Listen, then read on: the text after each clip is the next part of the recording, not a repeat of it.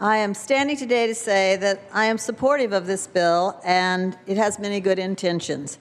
But I am also wanting to note that of the many 200 bills that we will be voting on in the next few days, I am worried about our process. Our process, and including this bill, is that we now will have between $2 and $5 billion over the regular price tag of what we've done in the budget to consider before us. So we haven't really set forth our priorities. We're asking to raise taxes, and we have a collective among us of well over $2 billion above budget.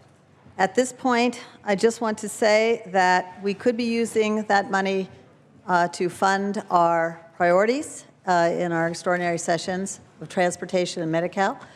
We could be using this money to help those that we want to help most. But instead, we are looking at 200 bills that are piecemealing out the door, and we haven't been able to keep a total of these. As a former school superintendent, one of the first things I had to do was balance the budget. We have balanced the budget, and now we are unbalancing it.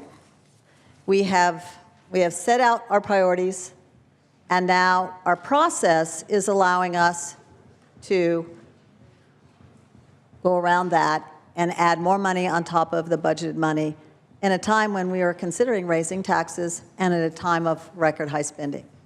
So I'd just like to say that while I am supportive of this bill today, I am concerned about this bill and many of the bills that have good intentions that I will be supporting today, because our process allows us, unfortunately, to do these outside the budget, above the budget, and then ask for more taxes at a time when we have record spending.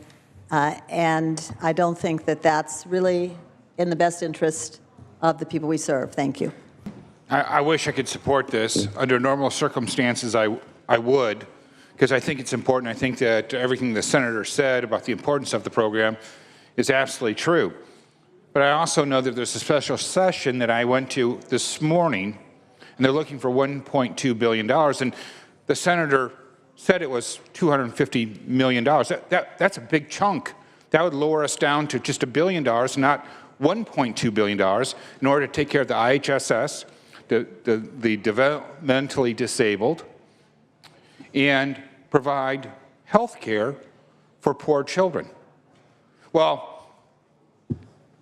this is a Sophie's choice, because there's no great answer. But I do know this: a child needs health care before they need an education.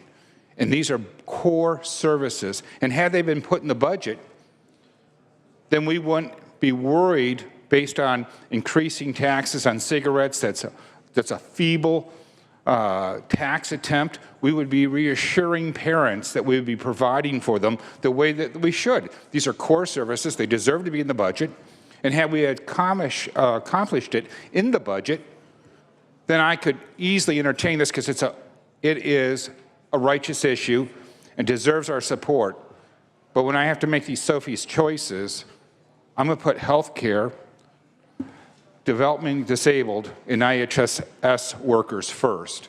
And then if there's money left over, I would happily support this. So I'm urging members that we vote no, that we give more flexibility to the governor than just counting on people buying more cigarettes. I urge a no vote. Members, our analysis shows that this could cost in excess of $1 million to provide these services per year.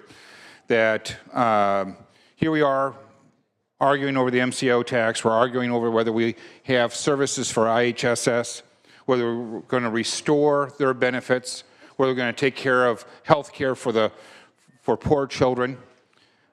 This is one of those priorities that, while it may be a lofty goal, it might be a righteous goal, it's not more important than providing health care to our children, to the weakest members of our society. And for that reason, I won't be supporting it today. I hope if it does get passed that perhaps the governor will veto it and use this $1 million to go towards the money that he says he doesn't have for poor kids. I urge a no vote.